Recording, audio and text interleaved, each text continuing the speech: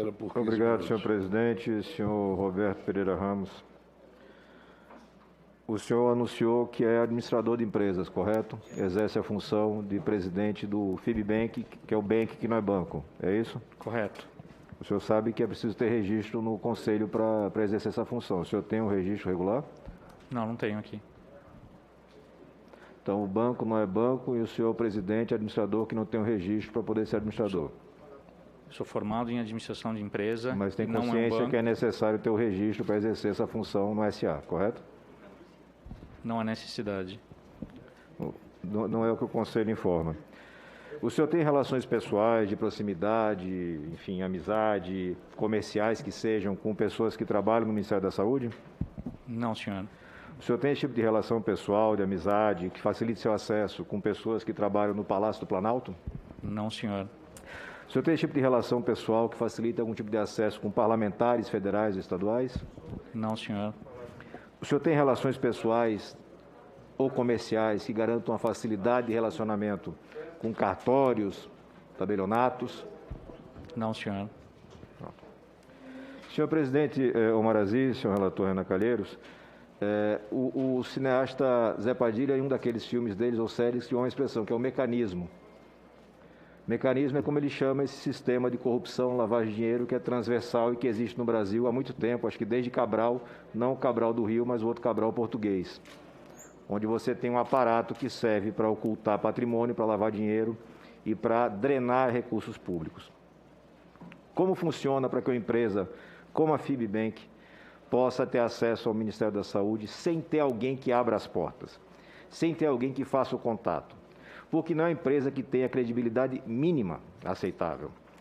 O tal patrimônio de 7,5 bilhões de reais corresponde a 4 terrenos, não 2, como o colega mencionava, 4 terrenos. 3 no Paraná e 1 no estado de São Paulo. Os 3 terrenos do estado do Paraná, segundo o Ministério Público Estadual, não existem.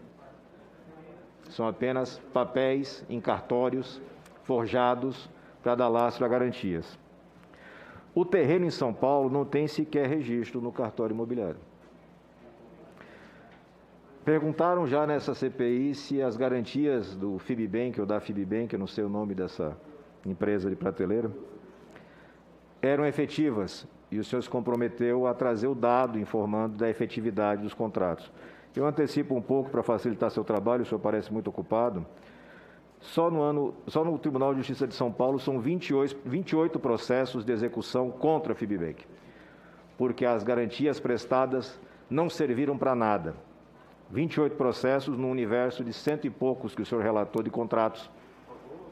1/4 dos seus clientes tem que ir à Justiça atrás de conseguir executar a garantia e ela não serve para nada.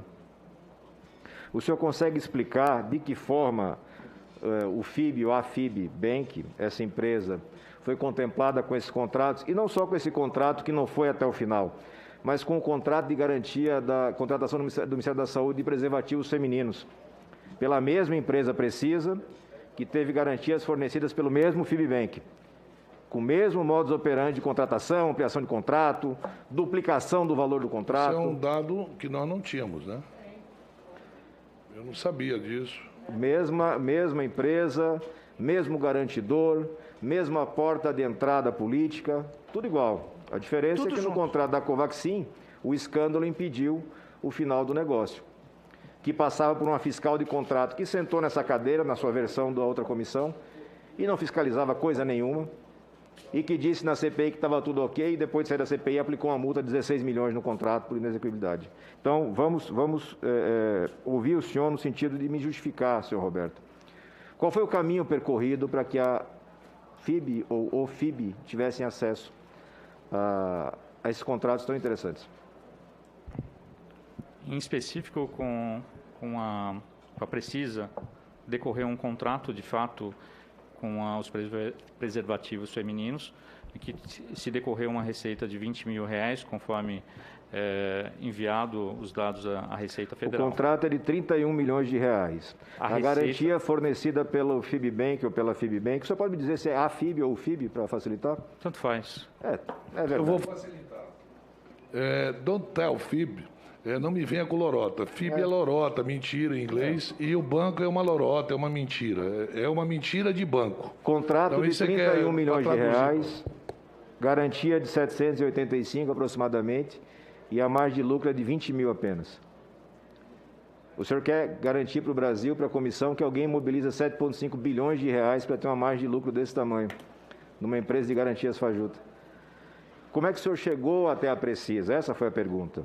Nós temos um departamento comercial que faz prospecção no mercado. E através dessas prospecções, não só essa empresa, como outras foram prospectadas e emitidas as cartas, como o senhor pode constar. Todas elas tinham ciência de que o bank não é banco? A própria razão social deixa muito claro que são garantias fidejussórias. Quando está na carta de fiança um termo que remete a um fundo e se verifica que esse fundo não existe, o senhor tem como explicar por que isso é feito? Na realidade, eu já expliquei isso, mas reitero, com todo o respeito à senhoria, era um fundo que estava sendo estruturado. Nós precisamos parar a estruturação desse fundo, dado aí uma inoperância. É válido fazer uma carta de fiança usando o título de um fundo que estava sendo estruturado?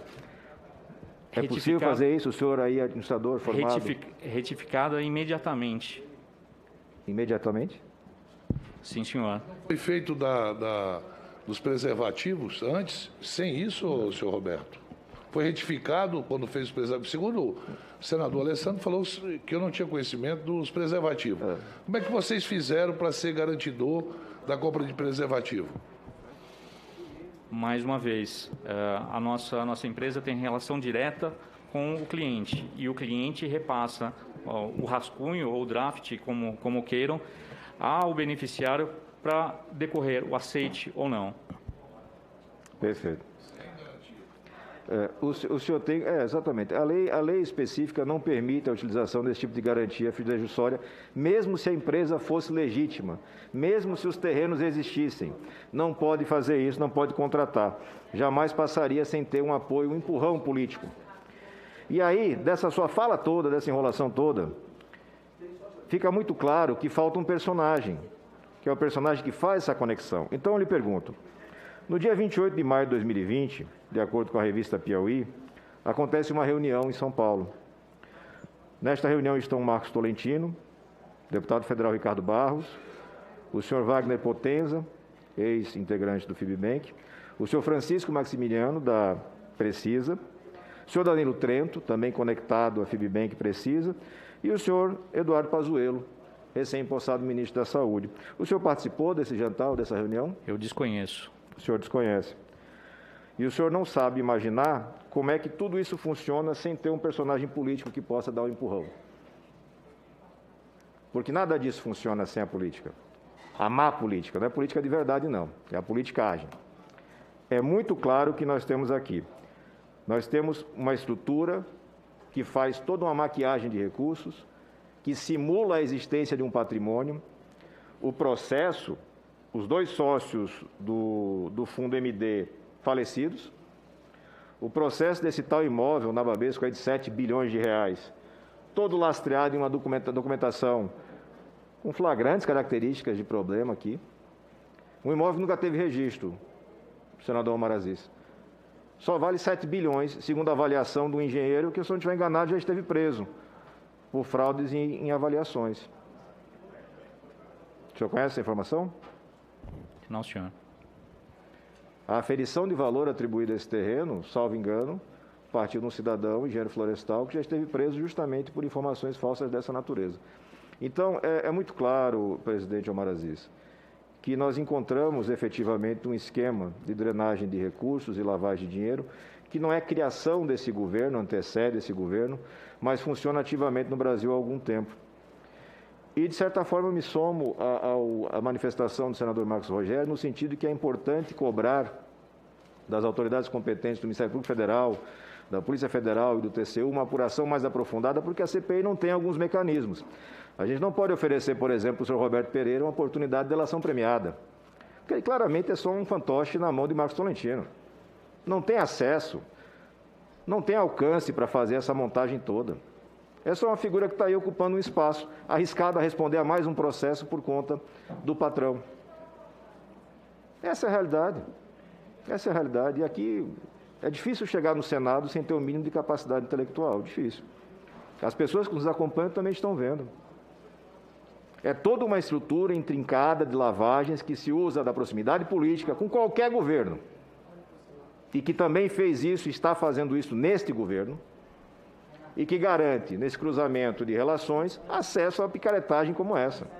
Uma empresa de vacinas que não tem as vacinas, um contrato que prevê pagamento de uma forma, mas que o documento para pagamento é de outra, e não adianta ficar repetindo aqui, gritando, usando uma voz bonita, impostada, parecendo locutor, para dizer que não tem corrupção se não tiver pagamento. A corrupção se dá no pedido. Não há porquê de ficar repetindo uma mentira como se ela fosse se tornar verdade caso isso acontecesse. Não é possível. Não dá.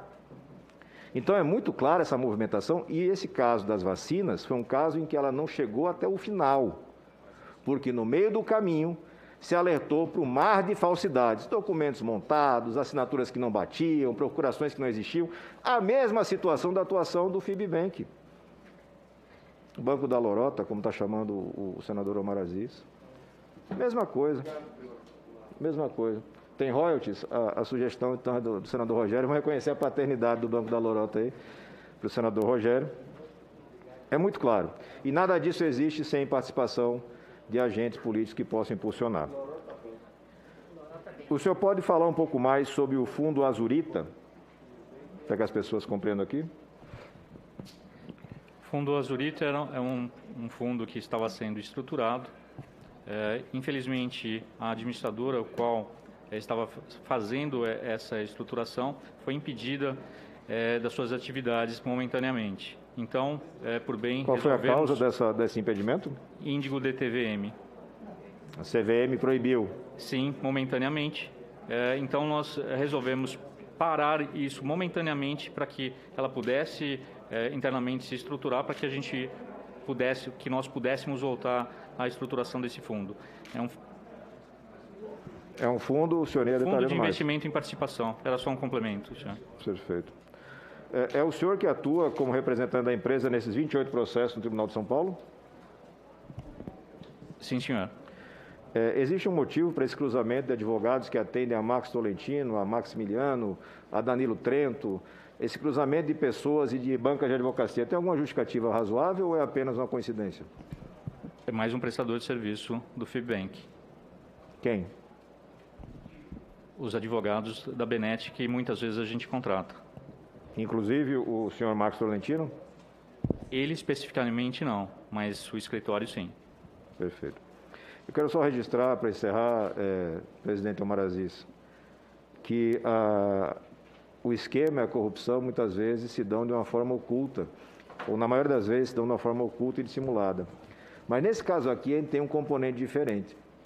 A gente tem um cidadão que claramente precisa ser profundamente investigado, que tem envolvimento com coisa errada desde a década de 80, pelo menos, e que teve a desfaçatez de chegar aqui acompanhado por um outro cidadão que precisa ser investigado.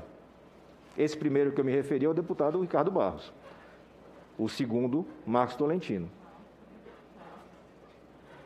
Figuras que estão aí envolvidas em rolos, como diz o presidente da República, desde a década de 80, pelo menos. E aí essa parte, senador Omar Aziz, tem que se atribuir uma culpa à Justiça. A Justiça é lenta demais. Ela abre espaço para esses picaretas. Porque essa turma tinha que estar na cadeia há muito tempo. Porque enquanto não forem para a cadeia, eles vão estar aí. Muda governo, chega governo, e eles encontram um jeito de encostar o mecanismo deles. E é um mecanismo, é um pacote pronto, onde você garante drenagem de recursos e repasse através dessa miríade de investimentos, empresas de fachada, e retornando o que ele falou no primeiro momento de fala dele, reconhecendo que essa empresa era nada mais do que uma empresa de prateleira, como se chama. Reforçando essa explicação para quem acompanha. A empresa de prateleira é um mecanismo que você tem para enganar os clientes e dar a impressão de que é uma empresa sólida, que tem anos de funcionamento. Para que você possa participar, por exemplo, de uma licitação, onde você não poderia entrar com a empresa que foi fabricada ontem, e aí você vai no escritório de contabilidade e compra uma empresa feita no nome de um laranja, claramente para iludir Receita, Polícia, Tribunal de Contas e Governo. É desse conjunto da obra que o senhor inadvertidamente é presidente. Parabéns. Eu espero que o senhor tenha com isso pelo menos recursos para pagar uma boa banca de advogados, porque o senhor vai precisar dela. Obrigado. Presidente, pela ordem.